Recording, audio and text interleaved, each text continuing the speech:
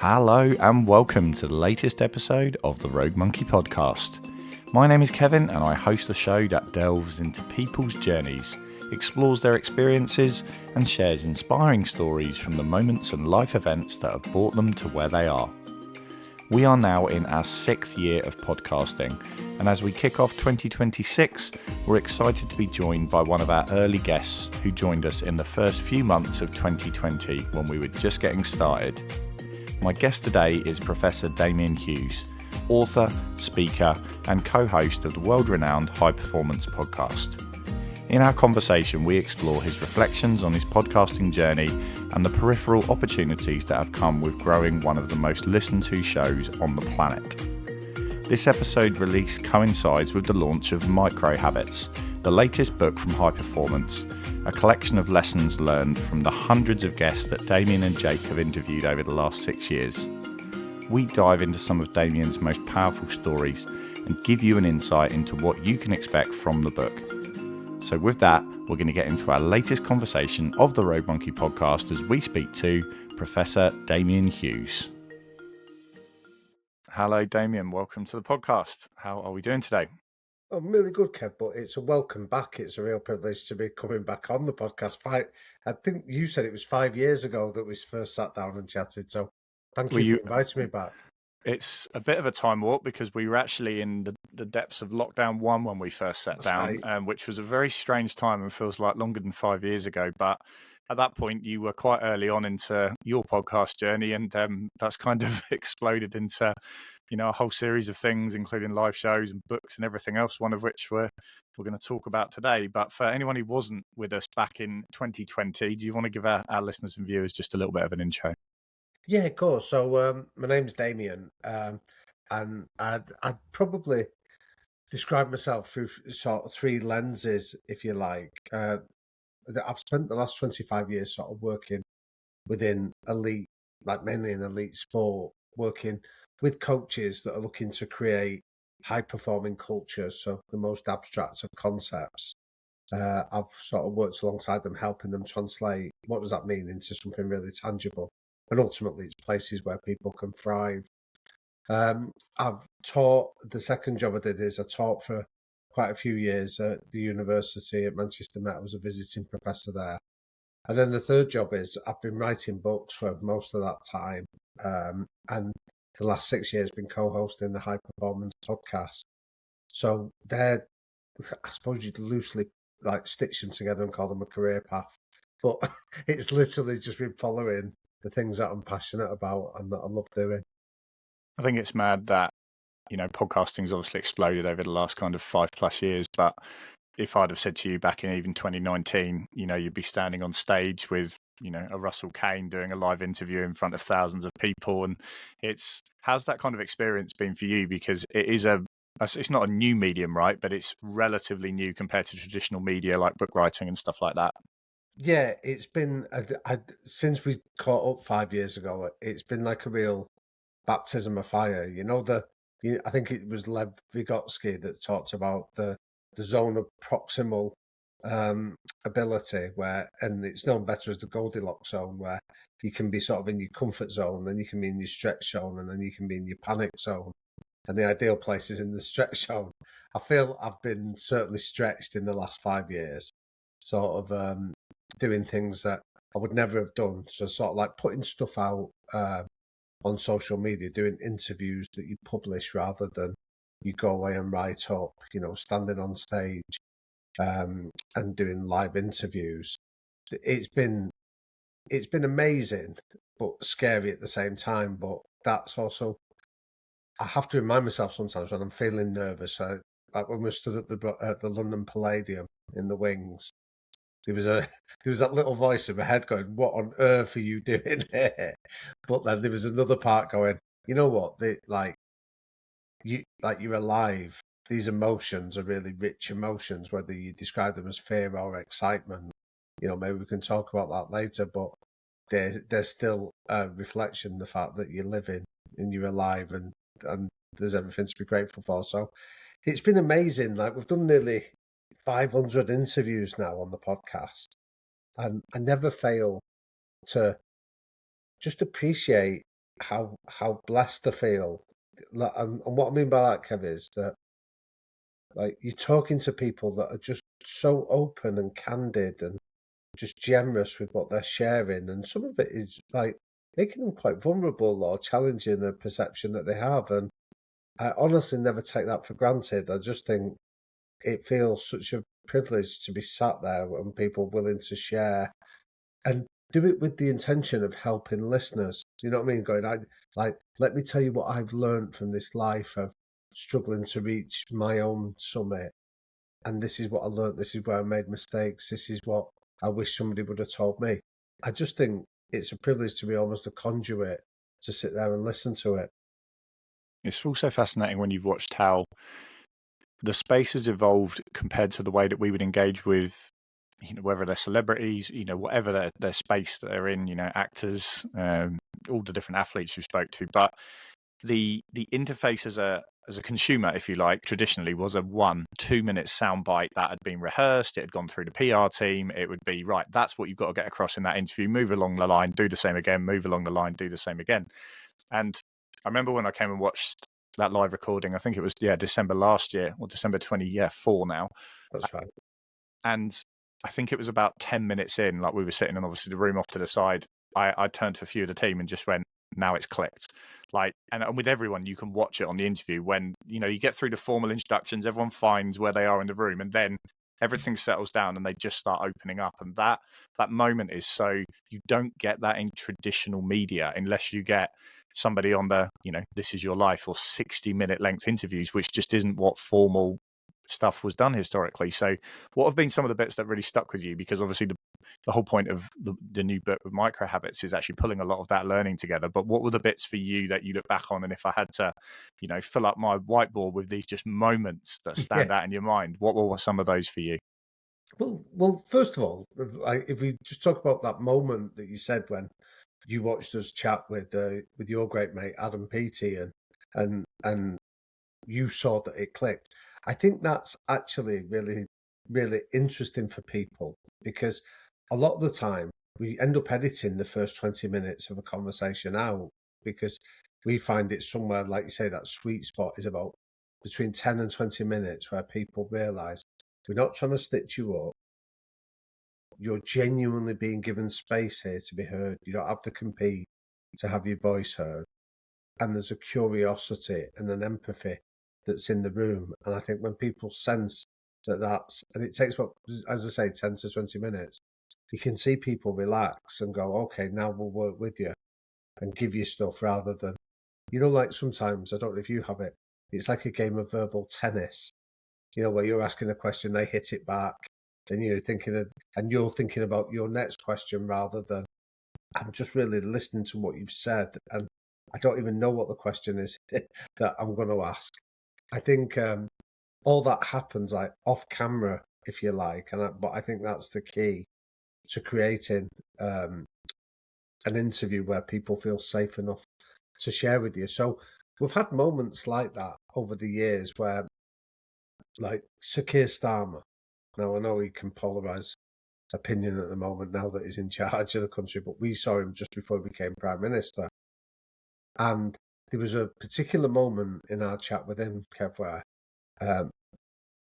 subsequently he got criticised for this, right? And some people even suggested it was confected and that he knew he was going to be asked a question. Now, what I can tell you is I asked the question and I didn't know I was going to ask the question before, in 2 seconds before I asked it, was he got quite emotional. So he was talking very much around, we didn't talk about politics. What we're interested in was, why would a man that's achieved like professional success as the head of the Crown Prosecution Service, father of 2 teenage kids, in his 50s, decide that he's going to go in the bear pit of politics? That was the interesting bit of his journey to me, not his policy on taxation or on sort of economic policy or international views. So we spoke very much around his mother had grown up as like constantly in the NHS. She had a disability, and he saw how powerful that was as a service. But then he spoke about his dad working in a factory, and when he got his scholarship to a grammar school, he spoke about a moment where his dad would often be meeting other dads, and the conversation would be like, "What do you do?"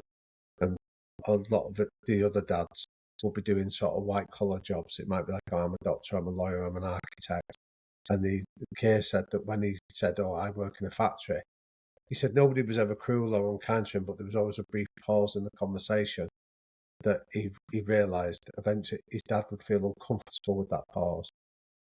So he was saying that a big driver for him was one, his mother's resilience and the help of the NHS, but secondly, he wanted to create a society where it didn't matter what your job was, you were still felt that respect.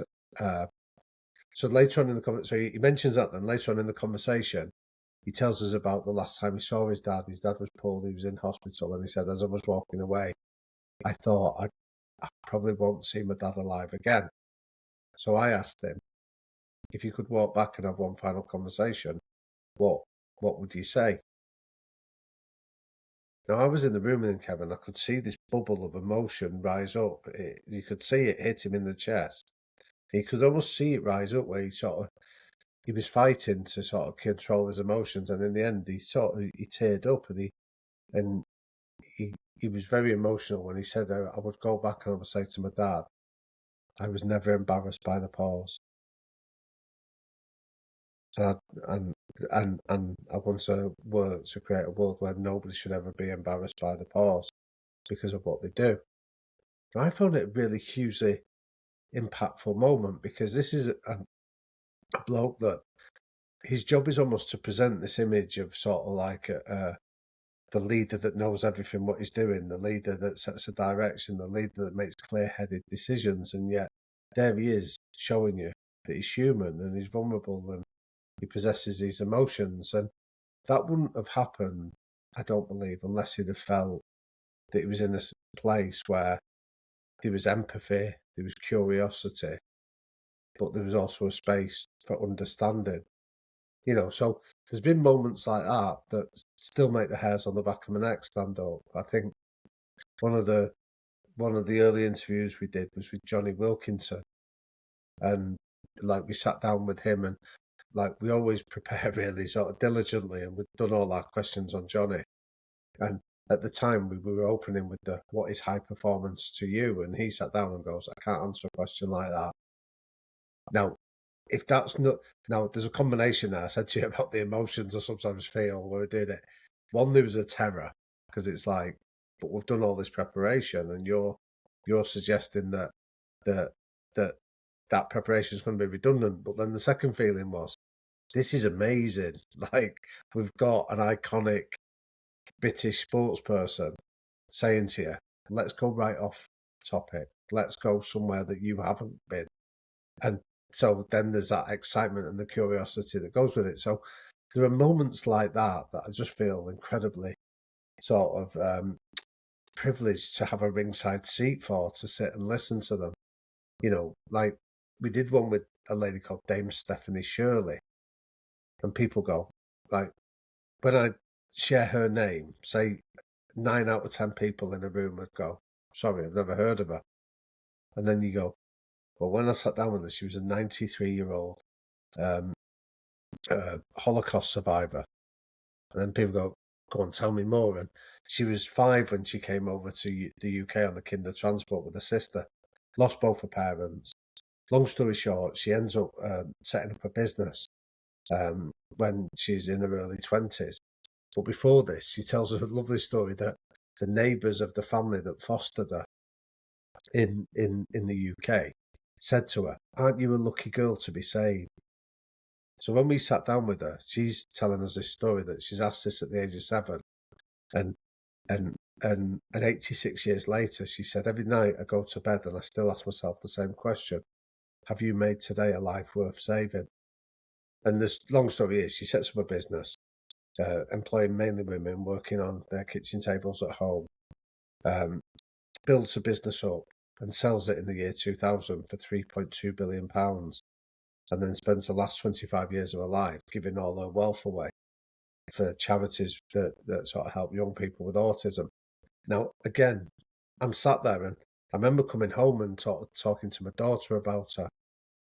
And what struck me was, I thought, hopefully my daughter grows up in a world where she walks through doors and never realizes those doors were once locked. But I met the lady that had kicked some of those doors down and helped to open them for future generations. And again, like even as I'm telling you, Kev, like the hairs on the back of my neck are standing up because I'm like, I just felt so lucky to have met somebody like that and to have had the chance to pick the brains and ask them questions. That's fascinating as well, isn't it? That it's the, you talked about doing that, your due diligence, and it's the hardest part of prep, right? Because for a natural conversation, you would never, in a normal setting, go, "Oh, I'm seeing this person today, right? Just need to do some homework on that." Yeah, But equally, you never want to sit in, especially with people that are, have got really busy lives or a lot going on, and there's a lot of pressure on them, and they've given you an hour of their time, and then you go, "Well, I've not even bothered preparing anything really," because actually that then comes across the opposite. So there's a kind of fine balance of having those waypoints of their life and knowing things you want to talk about, but equally, I remember listening to that Johnny Wilkinson episode where he's talking about doing the washing up, and that's right. I think it was like maybe 2 or 3 times, because it was quite a long one, that episode.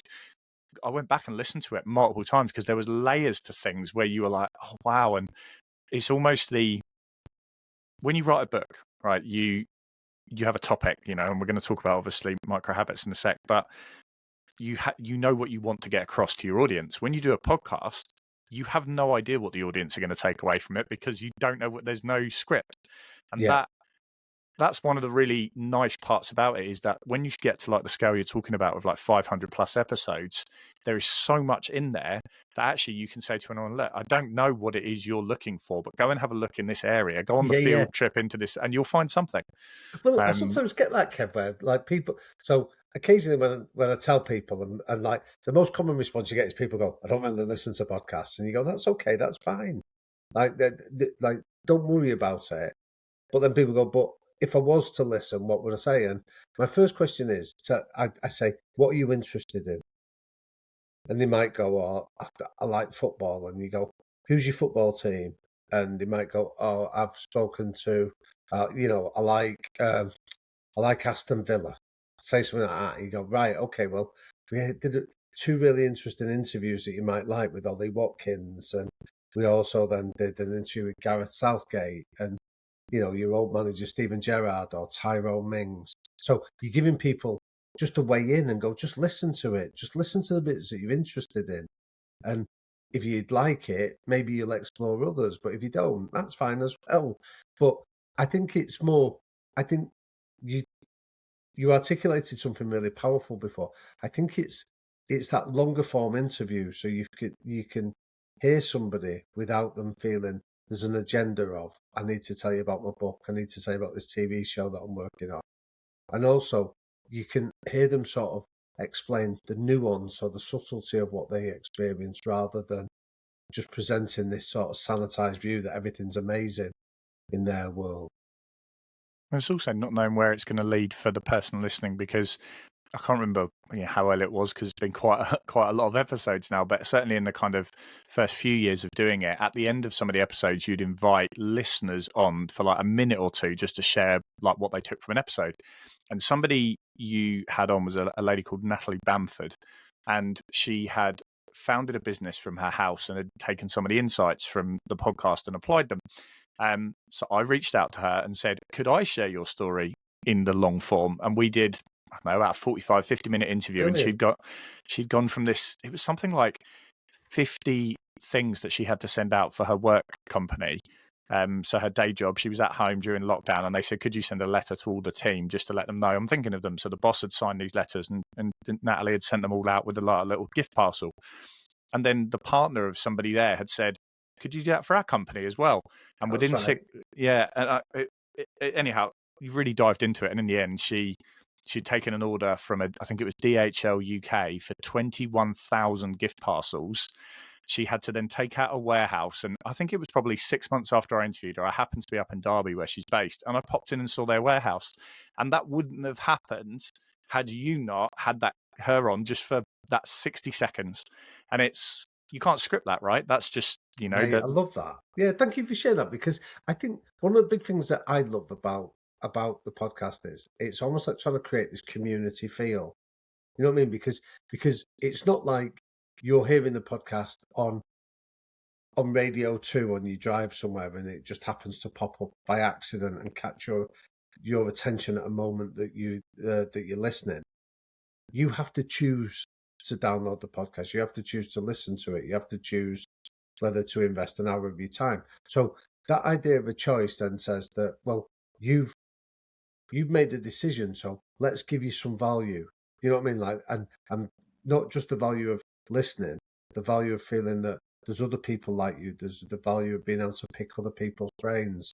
And I think it's the community bit that I really love, because I feel that, like you with Natalie there, it's about lifting each other up and being curious about each other. That it's that. So when people say to me on the podcast, yeah, it's just footballers, it's just Formula One drivers, you go, you haven't listened, like you've only listened to a small segment of it. But the community element of trying to give people value beyond just listening to it is what really sort of excites and delights me. And trying to pull all that together, obviously, you can't get 500 episodes into a book in terms of learning. So obviously, there's been a number of books over the years. I had a friend who was trying to kind of push forward on a bit of lifestyle change, and I'm glad you've got the poster up on the wall there, because that was the book I gave them in their Secret Santa. And that they'd said, oh, there was so many gems, they called it, in there. Young lady called Megan, and she really, really kind of used it for what it was. So when obviously you've done a few now, when did this idea for, right, let's take some of these, they are small moments or pieces of information or habits, where did that idea form? Take us on the journey, because knowing a lot of people who have put books together, it doesn't, I'm going to write a book and off you go. It's a really big undertaking. So just take us through that. Well, thanks for the invite to sort of share it, Kev, because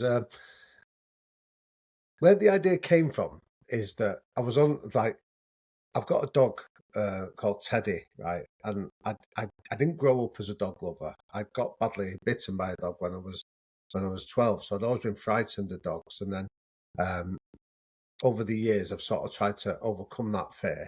And then when I became a dad, my kids were asking for a dog, and I'm allergic to dogs. And then they would say, and then we found out you can get hypoallergenic dogs, and so we got Teddy, who's a cockapoo. And we got him over 6 years ago, Kevin. And honestly, the difference he has made to my mental health has been immense. Like, over the 6 years, that includes doing the podcast, but I've lost my dad in that time. You go through like life's challenges that it throws at you. And my sanctuary is me and Teddy just going for long walks. I often try and do it on my own, and I raw dog it as well. Like, I don't listen to anything. I don't take my phone. Yeah, I literally go out just to be in my own head with Teddy. So I'm giving the wider context. So me and him have been in this for a long time, but I was out for a walk with him, and it was New Year's Day, 2024, right? And the idea popped into my head, and I came back and I wrote the synopsis. Now, I've never had this before with a book. What is in the final version of the book that's been published is exactly what I wrote on the 1st of January 2024. It sort of is as unfiltered as it was on that day. So there was two things that had been sort of percolating in my mind. The first one was we'd done an interview with Lee Childs, the brilliant author of like the Jack Reacher books. And when I was preparing to interview Lee, I read a Jack Reacher book, and I hadn't read one before. And what I loved was the short chapters, because it gives you this sense of progress and pace quite quickly. And I don't know about you, but I think as sort of as digital technology has sort of become more and more prolific, I do think it's had an impact on my attention span, my ability to read for long periods of time has diminished a little bit. And I think it is just because of the fast-paced nature of the world that we're in. So I had the idea that I'd love the short chapters. So I wanted to write a book that had lots of short chapters. So it was for people that go, I don't have time to read. Go, each chapter will take you about 5 minutes. Everyone can spare 5 minutes to read it. And then there was another idea that had come about from an interview we did with a rugby league coach, the England national coach called Sean Wayne, a really brilliant bloke from Wigan. And he had this lovely idea that he said, how you do anything is how you do everything. So he said, so if you're late for a meeting, that to me is an indication that you don't care about other people and their time because you just think everyone can wait for you. So this was his philosophy that it's the small things that add up to the big things. So these two ideas were sort of bubbling around in my head about how you do anything and how you do anything is how you do everything. And also about how could you capture that in short chapters. And then I started reflecting on the amount of wisdom that people have passed on to us on the podcast, but they might have just said it as like a small throwaway remark. You know what I mean? Like we interviewed Chris Voss, the FBI hostage negotiator, and he had this line that empathy saves time. So he went, I always start when I walk into a hostage negotiation, I always start with small talk, and it's all about empathy for the hostage taker. Now, so then what I wanted to do was take that one idea of empathy saves time and then go and find the scientific papers that validated it. So you go, right, Chris Voss is credible. He's the head lead negotiator for the FBI. And he's telling you that this works in practice. But now I'm going to go and find the theory that supports the practice and succinctly describe it in a 5-minute chapter that you could take away and implement overnight. So that was the idea of where it was born from. So once I started sort of scribbling down the ideas, I was going back through the archive and going, oh yeah, they said this or they said that. And then I sort of did the dive into the papers to find the validation of it and was really enjoying writing it. So I ended up writing I went and did over 110 guests and got their ideas, and every idea was different, but they were saying it was really powerful. And then we took it to a publisher, and the publisher then said, we want this, but we can't put out 110 chapters. We'll put out 48 chapters of some of the guests that you've had. So that's the idea behind the book. But but what I wanted to do was make it really concrete and practical for people. So like the book's divided up into like, do you need a bit more motivation? Well, let's look at that. Do you need this idea of how do you give people feedback? Well, let's explore the micro habits of how people do that. So it's all practical skills that most of us could use, but it's been sort of distilled down into really simple simple ways. But another thing I'd say, Kev, is that every idea is free. So not anyone that would read the book, you go, this is a free idea to take. So we tried to apply 3 principles to it, that every idea had to be simple, it had to be really small to do, and it had to be really speedy to be understood. So if it fulfills those 3 criteria, it went in the book. I'm curious as to how you managed to get from 500 down to 100 down to 48, but were there bits that surprised you? And what I mean by that is that you always have this, right, in the scientific method, there's a hypothesis, now go and prove it or disprove it. So going through that process where you did look into the research, were there things that you now reflect on and go, that was said as an off-the-cuff comment, but actually there was loads of stuff behind that I didn't even realize exists? Were there any of those habits that really were not necessarily news to you, but just surprised you from an academic point of view? Yeah, massively. So, I mean, that's a really great question, Kev. So thank you for asking it. Yeah, there was loads. So, like Serena Wiegman, the England Lionesses head coach, give you a really simple example from her. So, when we'd met some of the Lionesses, like you're intrigued enough and go, what has this amazing woman done that's brought such, like, she seems to have this Midas touch. What's she done that's brought it around? And 2 of the Lionesses, including Jill Scott, said to us, oh yeah, she made us go and thank the fans at the start of a game, the start of a warm-up. And just said it like really throwaway casual. They went, yeah, she told us that we had to, before we did the warm-up, we had to go over and show our appreciation to the fans. And Jill said, like, we were all a bit skeptical of it. We're like, sorry, why do you want us to do that? And she was like, I want you to go and say thank you to the fans. And the players were concerned that, you know, that old saying in sport that like play the game and not the occasion. They were worried that going over to thank the fans before the before they warmed up would sow a seed of doubt in Serena's mind that they were getting caught up in the occasion and not the game. And Serena had to address it and go, no, no, no, I don't believe that. I don't think that. I just want you to go and thank the fans. And they did it, and they said, oh, that was like a really seminal shift in their culture. So when we interviewed Serena, we asked her about it, and we're like, what was this that you were talking about? And she was like, well, she said, expressing appreciation is part of high performance. You've got to go and express gratitude. And she said, so look at the history of women's sport. She said, when I was playing, I'd be grateful if there was 3,000 people turned up in the stadium. She said, now for the Lionesses, there's 80,000 turning up. So we should be really grateful. So I want them to be able to go and express appreciation and gratitude. And she went, and we might even recruit the fans to get behind us at the moments where we really need them. So there's the idea. Really simple to understand, really small thing to be able to do, and really speedy to implement. But then you go and look at the research behind it and you go, just your resilience improves when you're grateful. There's papers on it that did it with sort of like pension age people. And what they found is that they got some people to write down, like to count their blessings rather than the worries, was what the title of the paper was.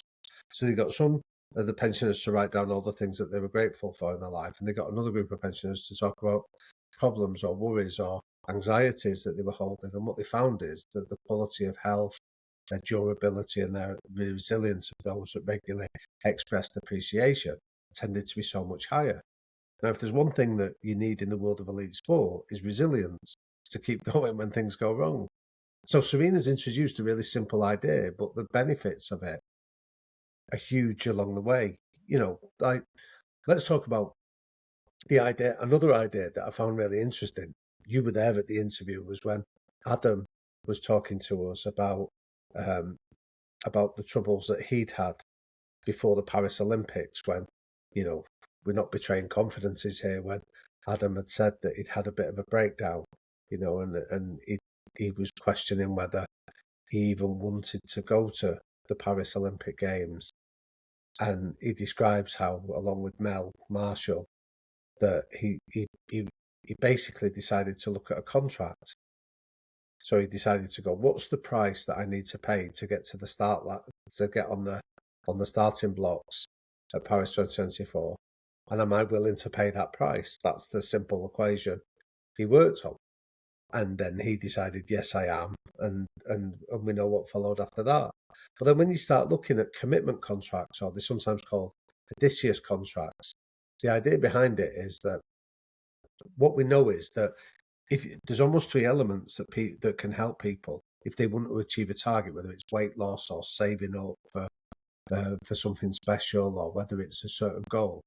There's almost three bits to it. That you need to have the goal itself, first of all. Then you need to have a referee, somebody that's going to hold you to account for it. And then if you can marry that up with some kind of consequence, whether that's financial or some kind of reward. So it might be you agree to pay yourself something, or whatever it is, or you treat yourself. If you've got those three things in there, your likelihood of going after the target that you're aiming for increases. So if you just have a goal, it might be about 30% likelihood you'll achieve it. If you've got somebody that holds you to account, it increases to about 70%. If you then have the financial consequence or some kind of stipulation in place, the likelihood increases to 80%. So again, small, simple, speedy ideas that you could go, but I could do that. You know, I could take that. Like you're running the marathon in 2026, and you might go, I just want to get around it and enjoy it. So then you think about it and you go, right, so what's the consequences of doing that? What's the sort of like the punishment or the reward you're going to give yourself? Who's going to hold you to account? Who's your referee for that? And then the chances are you combine those three things, you're going to go to the start line in April next year, and you're just going to go around and thoroughly enjoy the process. You know what I mean, rather than get caught up in trying to run a certain time or get under a certain measurement. These are all the simple ideas that have surprised me because I remember Roy Keane many years ago meeting him, and he had this great line where he said, "Common sense isn't common practice." And so you or your listeners might be hearing like the Serena Wiegman example or the Adam Peaty example and go, "Yeah, that's obvious." Doesn't mean that we do it just because we know it. And what I hoped the book does is give people a reminder of the common sense and a prompt to make it common practice in their life. Yeah, and I think there's plenty of examples of us in all of our own lives where we know something, but that doesn't necessarily mean we act upon it. So I guess turning that mirror on you a little bit, you've already talked about your dog walks and those sorts of things, but what are some of the habits that you picked up from this or the research and in just going through this process that you've actually gone, I'm going to take that on board, that's going to inform, or that you've then passed on to your children to help inform how they live their life, or at least offer them some wisdom in the hope that some of it sticks? Yeah, so it's an important point to make this because, like, my wife sometimes holds me to account. She goes, "You wrote about that, like when you fall short." Hang on, I remember you writing something about that, and that's not how you're doing it. So I, I think sometimes writing these books is a good way of sort of coaching myself, if nothing else. But I mean, there's a few things that I'll give you. I'll give you an example that we talk about in the book that this this idea of your sense of purpose, your sense of ikigai, is the Japanese term of what gets you out of bed in the morning. When we've interviewed people like Johan Hari, the author of the brilliant book Lost Connections, and he talks about this idea of the Cambodian cow. And he's like, you need to find your own Cambodian cow. And he tells this story about when he goes to Cambodia, or he interviews a doctor that's been to Cambodia, and they don't have antidepressant tablets in Cambodia, and this doctor can't understand why not. And then when he explains what the effect of antidepressants and what they do for a patient, the Cambodian doctors go, we've got our own equivalent of that. And they tell the story about a guy that lost a leg by standing on a landmine. And this guy sort of works in the rice fields. And once he recovered from it, he goes back with his prosthetic limb to work in the rice fields, but he's fundamentally depressed. And then they're looking at him, and his local community are worried about him. And then they realise that probably he's depressed because he's lost a leg, but he's also back at the scene of his trauma. And the sort of discomfort it caused him standing with a prosthetic leg in the paddy fields is uncomfortable. So they decide to buy him a cow. So he goes from being a farmer in the rice fields to being a dairy farmer. And they talk about that idea that they just found him a different sense of purpose. They allowed him to find his purpose, which is to be a farmer, but to do it in a way that's sustainable and healthy for him. So I tell that story in the book from Johan Hari and the importance of finding your own sense of purpose.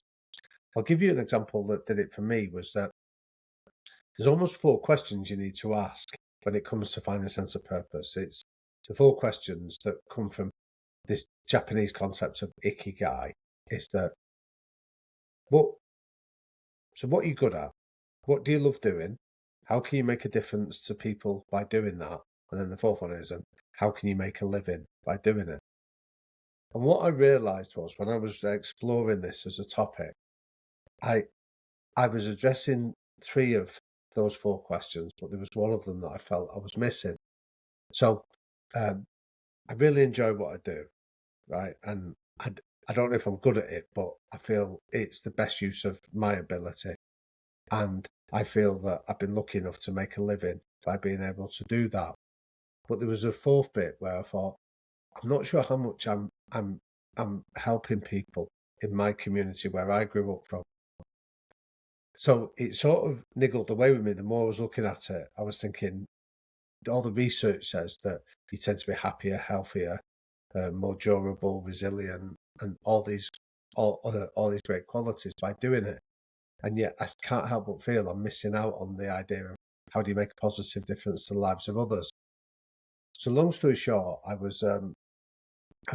I was staggered by a statistic I read that in the UK at the moment, there's 31% of children growing up in poverty in Manchester in certain parts, or certainly where I grew up. That figure increases to about 40%. And when I was talking to friends and people I know that are teachers, they were also telling me about the amount of kids that go to school with families that are faced with a choice that no family should have, which is either food poverty, so we know about food banks, or heat poverty, fuel poverty of like you've got a choice of it. You put food in your kid's stomach or you heat the house. So that's not a choice that anyone should face, but a lot of parents naturally can't afford to turn the heating on. And we were hearing stories of kids going to school without a warm winter coat. Now, how can you learn if that basic human need isn't addressed? So I spoke to my wife about it, and we decided to set up the School Coat Charity. That's the name of it, where what we do is schools, and if there's anyone listening to this that goes, "Oh, I work in a school and I recognise we've got this challenge," just go to the School Coat Charity website, drop us a line, give us the details, and we send out brand new warm winter coats for kids. So the child would never know it's a charity donation. The school get them and just put the coat on the back of the child and allow them to keep their dignity. But the reason I mention it isn't some kind of virtue signalling or being self-aggrandizing, Kev. It's more, it's a selfish act in many ways, but it came from the research I was doing, which says to be happy, healthy, and to be fully engaged, you need to answer those 4 questions of what are you good at, what do you love doing, how do you make a difference, and how do you make a living? And I felt I was doing 3, but I was missing the 4th one.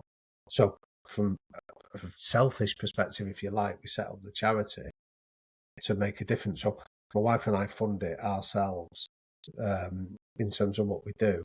But like the pleasure it gives me to feel that you're making a difference to the lives of those less fortunate really, really makes me happy. So I feel like not a fraud by telling people because it does make a difference, but it's also a very selfish act as well that it gives me a lot of well-being.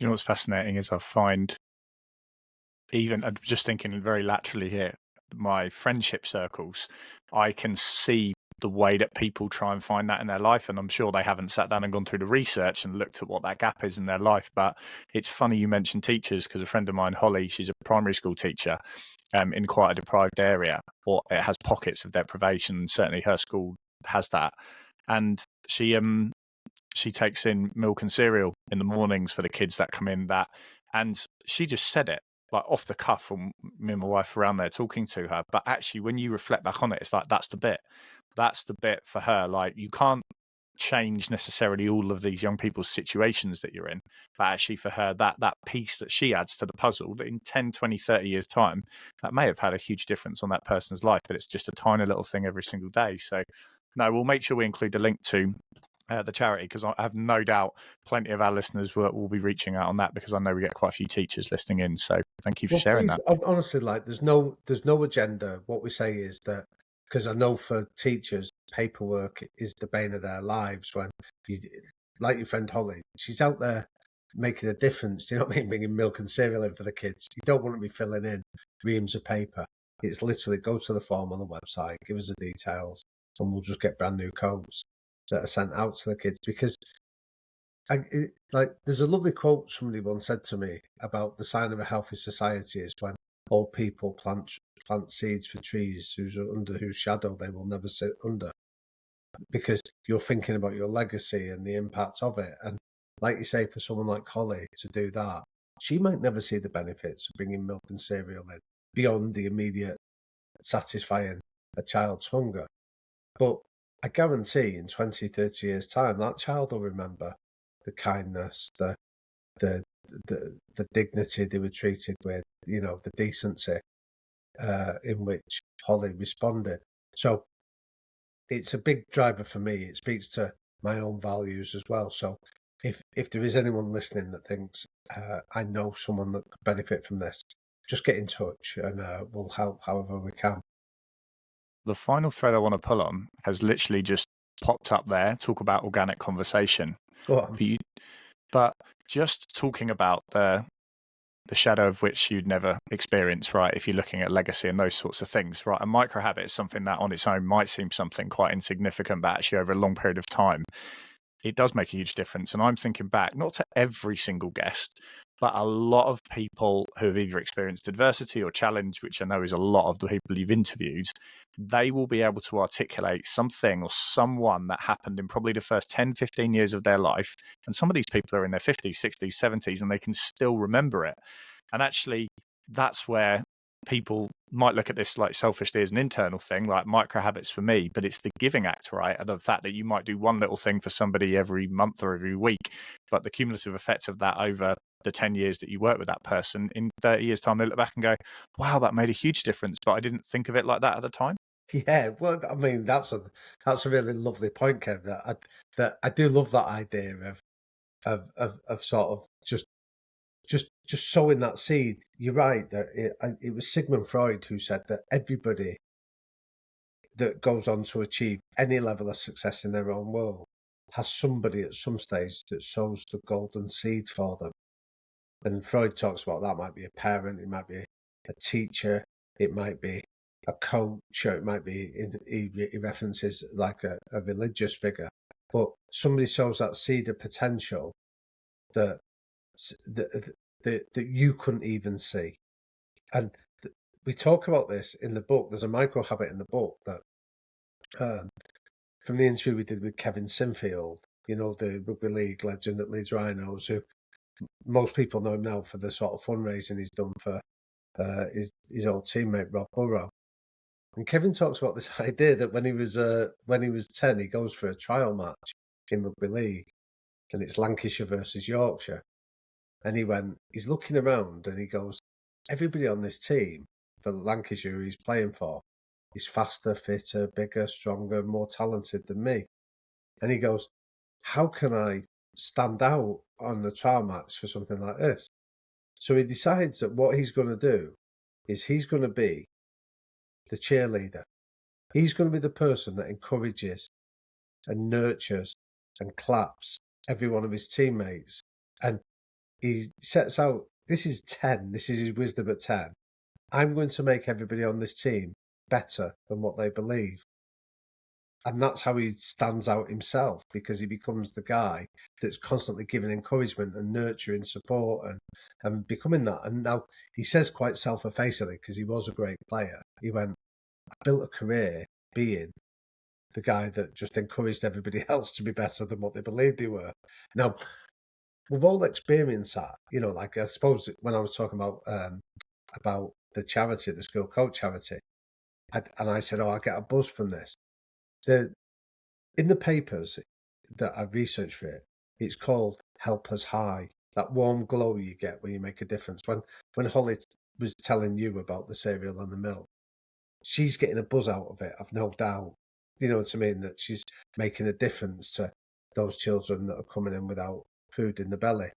So she's getting a helper's high, and the helper's high makes you feel better while at the same time helping others feel better, which then creates this virtuous circle of the more you do, the better you get. The better you help others, the even better you get. So you're right that there's some really interesting research around this, and I think this idea of this virtuous circle of we can all enhance. Like there's a chapter I wrote from the interview we did with Maro Itoje, the England Rugby Union and the British and Irish Lions captain, and he tells about. He said nothing you do is neutral. You're either enhancing or you're eroding a situation. So if you're shouting at somebody for a mistake, you're eroding the culture. If you're encouraging somebody for trying their best, you're enhancing a culture of psychological safety. So nothing is neutral. So within Saracens, he talks about they have an acronym stitched in the back of their shirt, TSPDS, that stands for the shit that people don't see. And the shit that people don't see is, he goes, when we do a review after a game, we don't spend as much time celebrating the try as we might do for when we've conceded a try. If there's somebody that's chased down the try scorer for the opposition, but they've made them run to the corner, which makes the resulting kick more difficult. we will celebrate that. That's the shit that people don't see. But we praise effort, not outcome. You know what I mean? So again, there's lots of evidence there, and we've sort of in the book, I've tried to get the examples from the credible guest, and then the science that goes, this is why it works, and this is how, and then the explanation of, and this is how you can do it. So you're right, the help us high is something that we can all tap into. And I think it's something, 5.5 years ago when we both sat down, we were still quite early in this podcast stuff. I think we're 120 odd episodes in now for me, okay. and which is, it's not quite 500, but I don't have a full production team. No. But I think that's an important point to pick up on, right? Like, it's a bit like you doing the marathon next year. It's not a competition, is it? Like, it doesn't, because we've done nearly 500, doesn't make us better. Doesn't make you worse. It's just, we're on our own different journeys. We started at a different time. We had different resources than what you did when you started it. Yours is an incredible achievement. So honestly, please don't diminish it or talk it down in any way, because it's never a comparison. It's yours is a brilliant podcast. The effort, the preparation you do, that's phenomenal. You know what I mean? Considering the amount of travel you do and the other work, please don't even do it yourself to be self-effacing. You don't need to do that.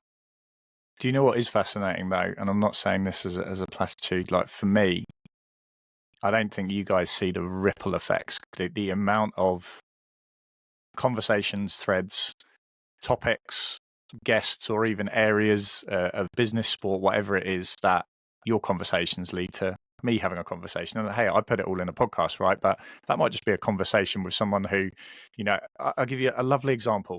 I was doing a parent talk. I had maybe 200 or 300 parents in the room. We talked about resources, and I suggest listening to the podcast for parents, because I think there's always some. You and Jake certainly put some spins on there from a parent's point of view to some people that they really wouldn't expect to hear that from. And one of the and at the end of it, I said, "Is there any questions?" And a parent put their hand up and said, "What are your 3 non-negotiables?" and that for me is like, it's by chance, right? But that's for me where you say givers high. Like I learn it, and I had Jake on not long after I spoke to you back in 2020, and he talks about, hey, there is a selfish element to this. I want to learn. I'm interested in the person I've got in front of me, but we have no idea where all these ripples are going to go. And the book's out now for people to go and get it. There are going to be a lot of ripples from those 48 lessons. But I guess what's next? That's the bit I want to round us off on, because there's always the next thing. Like every time you do this climbing the mountain, you can't imagine that there's going to be another book, or there's going to be a different live show, or whatever it is. What's motivating you going into 2026? It's a really good question, and this might sound a confected answer. I'm really trying not to have ambitions next, if that makes sense. Because I think I've spent so much of my life chasing the next thing and not appreciating what's there in front of me. And I think I was telling you before we started recording, like my son's 16, my daughter's 13. I can see that they're getting older. Like you gave me that stat that by the age of 18, you spent 90% of the time you're ever going to spend with your children.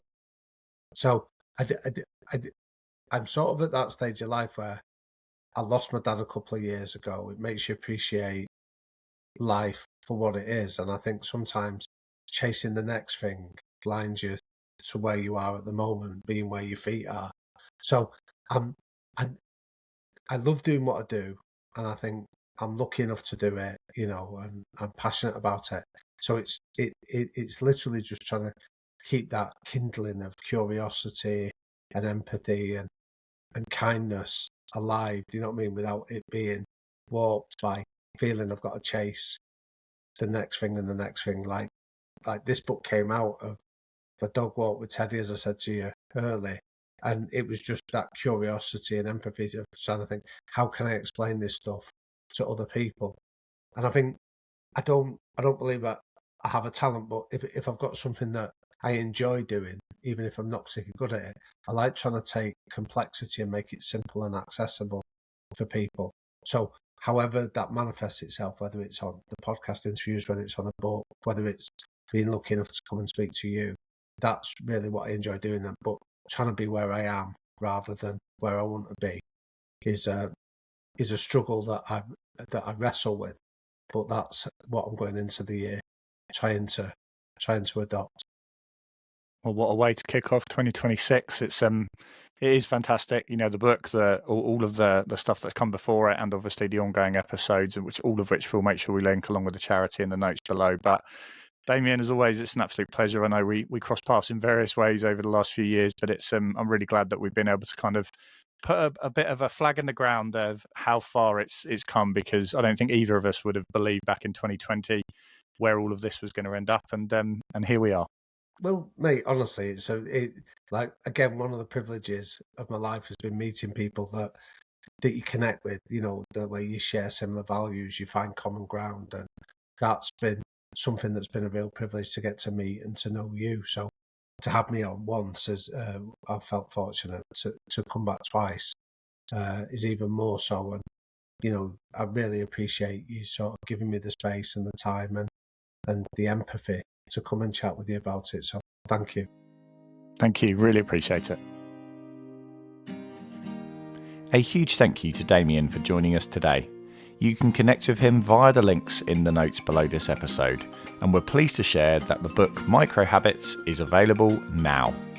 As always, please be sure to hit subscribe however you're joining us today, and we look forward to you joining us again very soon for another episode of the Rogue Monkey Podcast.